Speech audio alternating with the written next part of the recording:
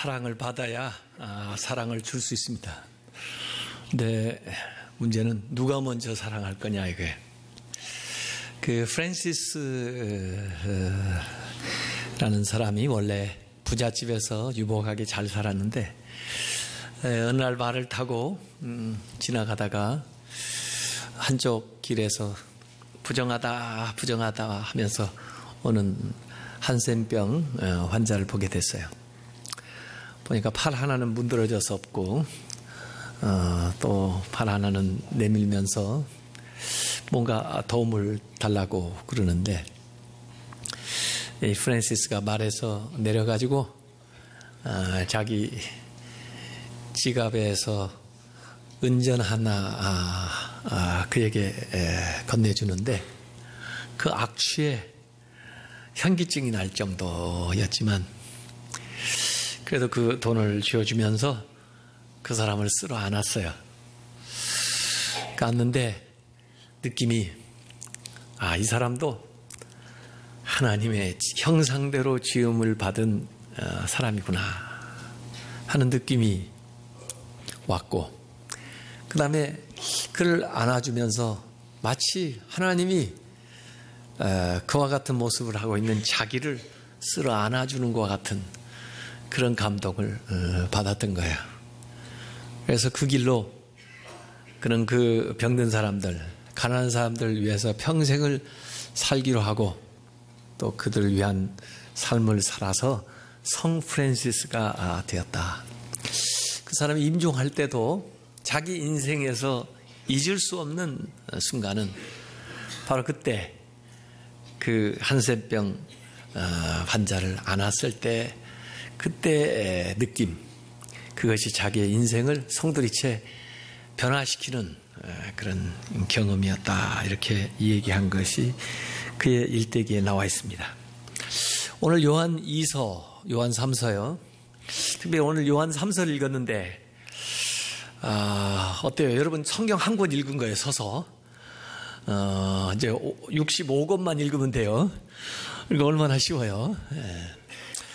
요한 2서는 더 짧아요. 13절이라 성경에서 제일 짧은 게 요한 2서거든요. 근데 왜 이 13절, 15절로 이렇게 책이 한 권이 됐나? 아마 그 당시에 파피루스에다 글을 쓰니까 파피루스 한 장에 딱 들어가기에 알맞은 분량인 것 같아요. 그래서 요한 2서, 요한 3서인데 요한 2서, 3서가 바로 편지가 가지고 있는 그 양식을 그대로 가지고 있습니다. 우선 앞에 문안 인사가 나오고요.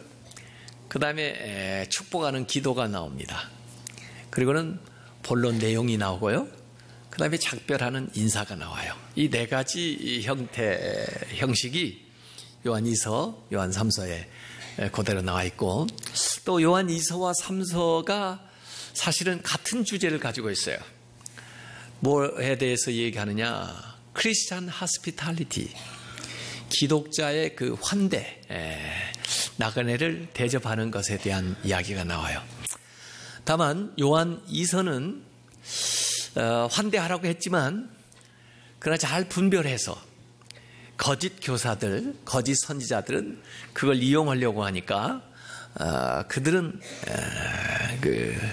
그렇게 환대하지 마라 하는 이야기가 요한 2서의 부정적인 예를 들어서 얘기하고 있고 요한 3서에는 진리를 전하는 사람들 또 좋은 의도로 가지고 오는 그 나그네들을 주님의 사랑으로 환대하라 하는 긍정적인 그 강조가 요한 3서에 나와요. 그러니까 요한 2서, 3서를 종합해서 얘기하면 사랑을 하되 환대를 하되 분별력 있게 하라 그 말씀이면 이해가 되는 그런 대목이 되는 거죠. 그래서 오늘 요한 3서에는 세 사람의 인물이 나와 있는데요. 가이오라는 사람이 나오고요. 또 한 사람은 디오드레베가 나오고 그리고 마지막에는 데메트리오라는 이 세 사람이 나와 있습니다. 근데 실제로 이 데메트리오 마지막에 나오는 12절에 나오는 사람은 이 편지를 전달하는 사람이니까 실제 이 내용 안에서는 두 사람 가이오하고 디오드레베를 비교해가지고 본받아야 될 사람과 본받지 말아야 될 사람을 얘기하는데 무엇에 있어서 갈라지느냐? 사람들을 환대하는 그 크리스천 하스피탈리티, 그걸 기준으로 해가지고 가요는 칭찬하고 본받아야 될 부분으로 디오드레베는 책망하고 본받지 말아라고 그렇게 얘기하는 대목이 오늘 요한 3서 전체의 이야기죠. 그러니까 여러분들이 아마 금방 이 내용을 이제 파악할 수가 있었을 거예요. 왜 그러면 크리스천 하스피탈리티가 이렇게 중요하냐? 구약부터 이 나그네를 대접하는 게 그 율법에도 나와요. 왜냐하면 이게 이스라엘의 역사적 경험에서 나오는 거거든요. 아브라함도 나그네였고 이삭, 야곱, 요셉 전부 나그네 생활을 했어요. 더구나 그들의 조상들이 저 애굽에서 종 노릇하면서 나그네 생활을 했고 또 광야 생활할 때도 역시 나그네 생활을 했어요. 그래서 그들의 그 나그네의 경험으로부터 자기들과 같은 처지에 있던 사람들을 돌봐야 된다 하는 교훈을 끌어내고요. 또 한편에는 하나님께서는 약자들을 특별히 관심 갖고 계시다는 거예요. 그래서 과부나 고아나 장애인이나 가난한 사람들을 돌보는 것은 마치 하나님을 돌보는 것과 같은 것으로 하나님이 여겨준다. 그래서 약자 보호하는 그 신앙적인 고백, 그것이 같이 융합돼서 이 크리스천 하스피탈리티가 되는 거예요. 그 하스피탈리티에서 나온 말이 하스피탈, 병원이라는 말도 되고요. 실제로 사회에 여러 이제 고아원이라든지 미혼 쉘터라든지 또 어려운 사람들 돌봐주는 그런 것들이 전부 다 이 기독교의 그 하스피탈리티의 정신에서 나와가지고 하는 거죠. 실제로 아브라함은 그 손님을 대접하다가 천사를 대접한 것이 되고 또 그 복을 받아요. 그리고 새로운 세계가 열려요. 히브리서 13장 2절에 손님 대접하기를 잊지 마라. 이로써 부지 중에 천사를 대접한 이들이 있느니라. 아브라함 이야기죠. 바울도 로마서 12장 13절에 성도들 쓸 것을 공급하며 손 대접하기를 힘쓰라. 이렇게 권고를 하고 있어요. 아브라함도 그랬지만 롯도 소돔성에 찾아온 손님을 잘 환대해가지고 그 심판에서 구원을 받고요.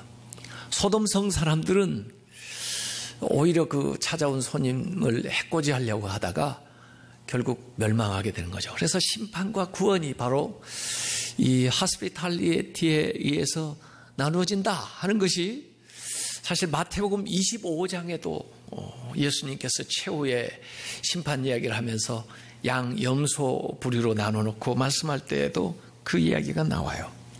실제로 얼마 전에 미국에서 있었던 이야기라고 하는데 제레마야 스티펙이라고 하는 목사님이 한 10,000명쯤 모이는 교회에 새로 부임하게 됐나 봐요. 근데 예배 시간 한 30-40분 전에 그분이 그 교회 근방에 가가지고 완전히 노숙자 변장을 하고 교회 가는 사람들에게 그 구걸을 좀 하는 거예요.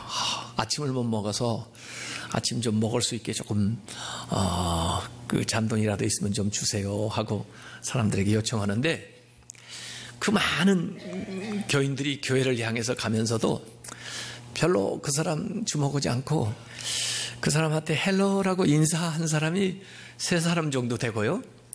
돈 한 푼이라도 주어진 사람은 아무도 없었답니다.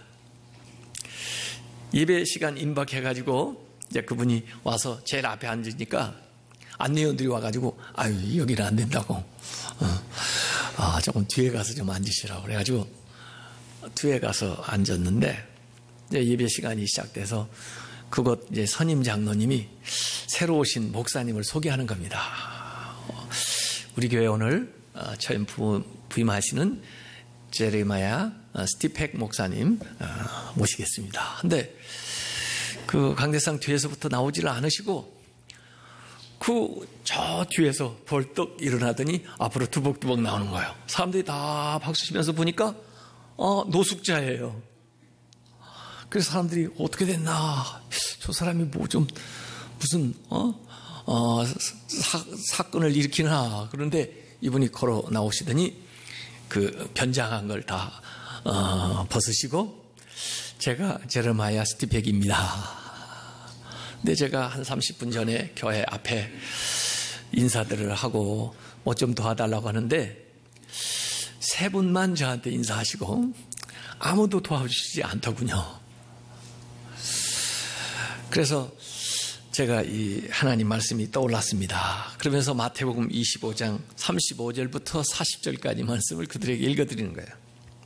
내가 줄일 때 너희가 먹을 것을 주었고, 목마를 때 마시게 하였고, 나그네 되었을 때 영접하였고, 헐벗을 때 옷 입혔고, 병들었을 때 돌봤다. 이 양편에 있는 사람들에게 얘기하니까 그 양의 무리들이 언제 그랬습니까?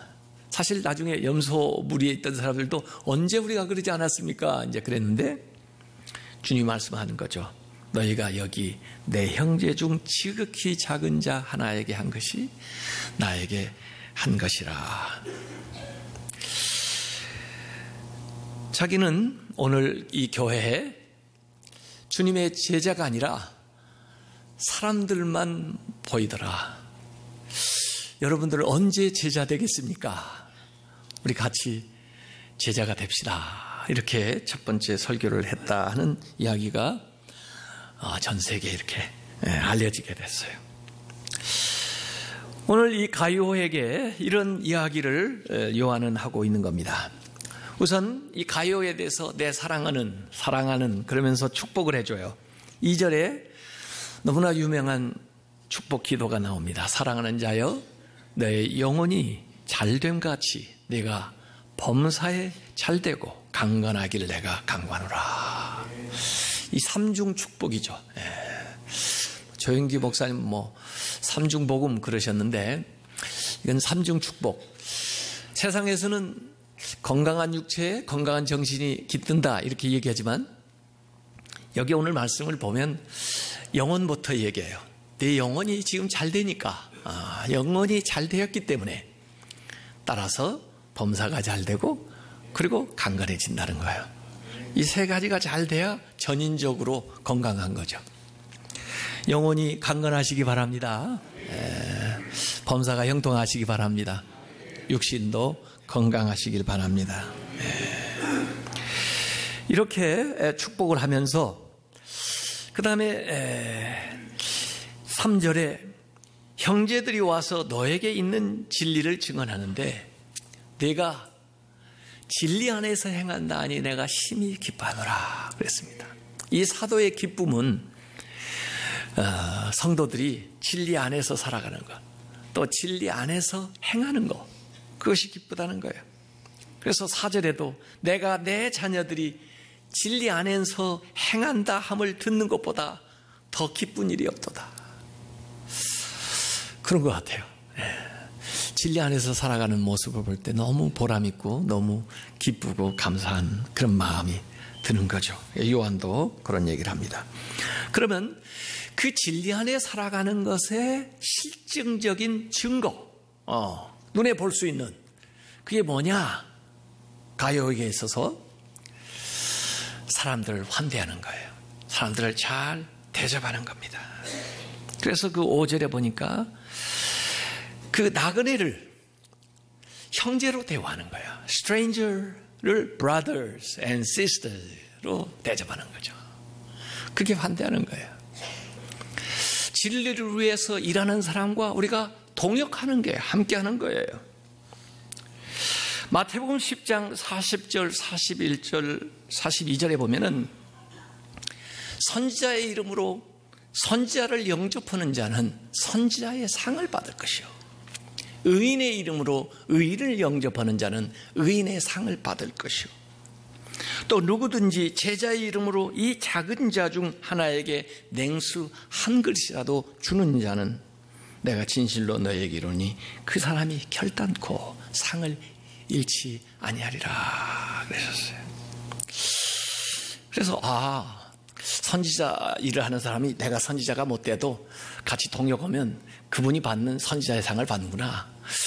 의인이 하는 일에 같이 동참해서 도우면은 그분이 받는 상을 나도 받는구나. 이렇게 읽었어요. 근데 어제 다시 제가 이 본문을 원어로 한번 살펴봤어요. 그래서 선지자의 상이라는 게 앞으로 주어질 무슨 외형적인 또 현재 받을 수 있는 무슨 보이는 유형적인 그 상이라기보다는 이 상이라는 의미가 성품이라는 의미도 같이 들어있어요. 보니까 선지자의 이름으로 선지자를 대접하는 사람이 선지자의 성품을 얻게 된다.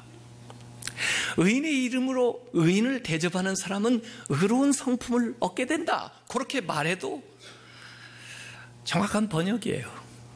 그러니까 이 상은 어떤 외부적인 외형적인 앞으로 주어질 물질적인 것보다는 내가 그 일에 동참함으로써 나의 성품이 변하고 나의 삶이 그렇게 달라진다라고 읽을 수가 있는 거죠. 지난 주간에 어떤 아이를 제가 떠올리면서 잠시 떠남 영원히 머뭅이라는 말씀을 전했는데요. 제가 그 부모에게 걔를 좀 만나게 해달라 그랬더니 수요일 만나기로 원래 약속을 했는데 주일 저녁에 사고가 났어요. 다른 아이들한테 집단 폭행을 당한 거예요, 얘가. 그래가지고 제가 부흥회 하는 중인데 전도사님한테 사진이 왔는데 보니까 얼굴이 말해요. 볼 수가 없어요. 얼마나 많이 망가졌는지 애가. 그런데 제 마음속에는 이게 계기가 되겠구나 하는 생각이 들었어요. 어찌 보면 하나님이 빨리 응답하시는구나 그런 생각도 들었어요. 그래서 제가 집회 마치고 아무에게 알리지 않고 그 아이 입원한 병원에 혼자 찾아갔어요. 너 왜 여기 있어? 그랬더니 깜짝 놀래요. 그래서 마음속에 있는 대화를 많이 나눴어요. 사실 목사님 수요일 만나려고 그랬는데 목사님 만나면 2가지 기도 제목을 부탁이 있었는데요. 지금 해. 그 얘기를 했어요. 그러면서 저는 여러 가지 회개했어요. 내가 아이들을 잘 몰랐구나. 아이들에게 더 이 관심을 제대로 쏟지를 못했구나. 그런 생각을 했어요. 그러면서 이전에 그 아이들을 위해서 사역하면서 저한테 보내온 어떤 목사님, 명성진 목사님이 쓴 세상을 품은 아이들이라는 책을 다시 제가 읽어보게 됐어요. 그때는 그냥 받아가지고 그냥 꽂아놨는데요. 다시 꺼내가지고 봤어요. 부천 어느 한적한 시골 저기 골목 안에 교회가 있는데요. 애들이 주일이 아니라 평일에 거기 주로 오는데 왜 오냐면 후미져 가지고 담배 피기 좋으니까 애들이 와서 여기서 담배를 피는 거예요. 또 와서 본드를 하는 거예요. 본드를. 그러는 목사님이 제가 이놈 새끼들 왜 여기서 이러고 있어? 빨리 딴 데 안 가? 그렇게 혼내보냈는데 어느 날 진짜 집에서도 버려지고 진짜 세상에서도 돌보지 않는 그런 불량아로 낙인 찍힌 애를 거기 만나서 진실로 이 얘기를 한번 하게 된 거예요. 그러면서 그분이 발견한 것은 이 아이가 나쁜 아이가 아니라 아픈 아이구나 하는 걸 알게 됐어요. 그리고 이 아이뿐 아니라 세상에는 아픈 아이들이 참 많이 있구나. 그래서 내가 이 아이들을 품게 해주세요. 그렇게 기도하기 시작한 거예요. 그때부터 이 아이들을 찾아다니고 또 집 없어가지고 돌아다니는 아이들을, 집에 나온 아이들을 잡아오는 거예요. 근데 애들이요, 제가 거기 보니까 진짜 제가 몰랐던 아이들이 많더라고요. SNS 중독, 게임 중독은 그만두고 무슨 본드 중독된 애들, 담배, 알코올 중독된 애들, 음란 동영상에 중독된 애들, 하여간 별의별 상상도 못할 문제들을 다 가지고 살아가는 거예요. 여러분은 자녀들이 그러지 않아서 모르시죠. 주변에 그런 애가 없어서 모르시죠. 그러면 여러분은 복 받은 거예요. 그러면 여러분은 빚진 거예요.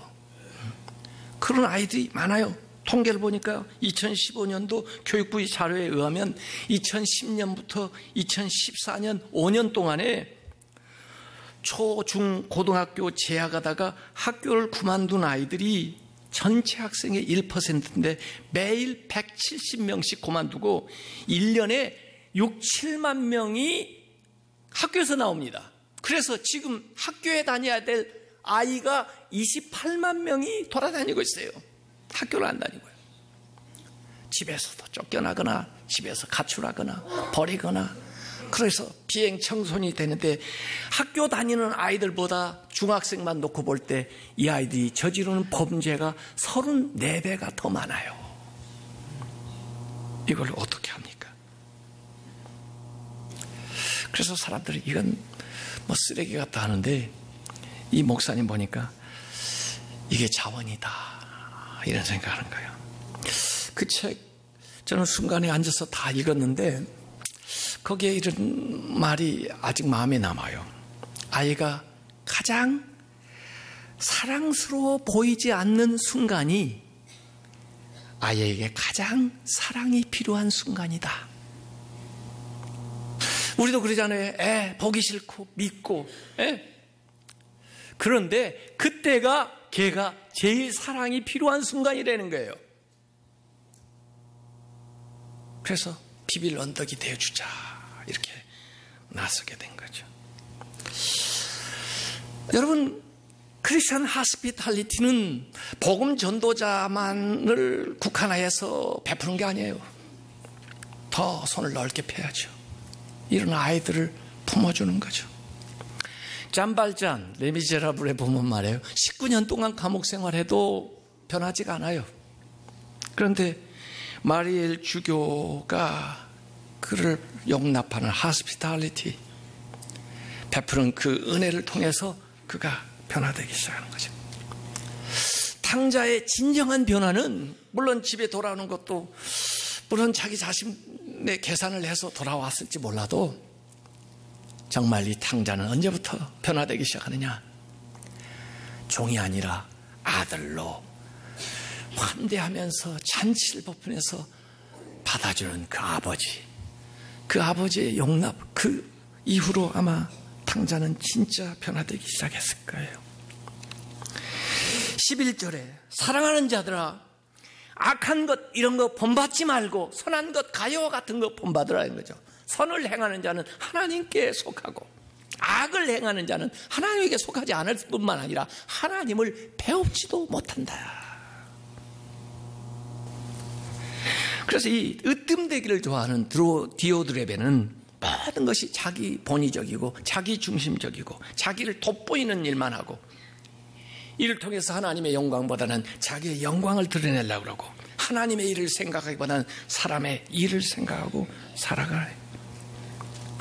사도들의 권위도 무너뜨리고 교회 연합도 깨뜨리고 사랑의 교제도 거부하고 거짓을 퍼뜨리고 자기 자리만 견고하게 만들려고 하는 이런 일들을 우리는 과감하게 떨쳐내야 됩니다. 저는 가끔 이 테드 이 강의를 좀 보는데요. 간단하면서도 좋은 강의들이 좀 나와요. 거기 보니까 말 잘하는 법 나오더라고요. 말을 어떻게 하면 진짜 잘할 수 있나? 하고 봤더니 사람 듣기 싫은 말 하지 말고 듣고 싶은 말 하면 말 잘한다는 거예요. 그 간단한 얘기인데 그럼 그걸 어떡하나 하고 봤더니 듣기 싫은 말은 이런 거래요. 험담하는 거, 남 험담하는, 남 판단하는 거, 부정적인 얘기, 교만한, 또 변명하는 거, 과장하는 거, 독단적인 거, 그런 얘기는 말 중에 섞으면 사람들이 싫어내는 거예요. 어떻게 보면 사람들이 좋아하는 얘기를 말을 잘할 수 있나 보니까 친절한 말, 정직한 말, 격려하는 말, 공감하는 말, 사랑하는 말, 이런 말을 섞으면 사람들은 듣고 싶어 한다는 거예요. 그런데 우리는 거꾸로 하죠. 네. 여러분, 여기 마지막에 나오는 데메트리오 12절에 나오는데 이 사람은 아까 편지를 전달한다고 그랬죠. 편지를 전달하니까 신임할 만한 사람 보내면서 이 편지의 신빙성을 더하기 위해서 얘기를 하겠죠. 이 삼중 증거를 받고 있는 사람이에요. 우선 모든 사람들에게 증언을 받고 있어요. 모든 사람들이 칭찬해요. 그런가 하면 이 진리가, 이 말씀이 그를 증언해요. 왜? 말씀대로 사니까. 그런가 하면 사도인 요한이 그를 증언하는 거예요. 삼중 증언을 받아요. 그러니 그를 잘 환대해 주라, 이런 이야기로 오늘 요한 3서를 마무리하고 있는 겁니다. 선한 것을 본받아야 되겠죠. 가이오, 어떻게처럼 가이오처럼 사나, 마음을 열고 환대하는 거예요. 다른 사람을 받아들이면요, 우리의 세계가 넓어져요. 저는 인식론적 환대도 얘기하는 사람인데, 책도 전문도 내가 알고 있는 것만 고집하는 것보다 좀 열어서 다른 분야 것도 이렇게 같이 읽고 배우다 보면 이 인식론적으로도 확대돼요, 지평이. 그러면서 내 세계가 더 풍요로워지고 더 아름다워지는 겁니다. 물론 그 사람도 도움을 받겠죠. 우리의 역량이 더 커지는 거예요. 우리의 영향력이 더 확대되는 거예요. 오늘 직분을 세워서 이제 지도자가 되는 분들, 가이오의 본을 받으시기 바랍니다. 그리고 우리 교회가 정말 세상에 어렵고 힘든 사람을 향해서 손을 벌리고 그들을 쓸어 안을 수 있는 그런 사역을 앞으로도 더 힘차게 해 나가시기를, 그 일에 동역하시기를 주님의 이름으로 축원합니다.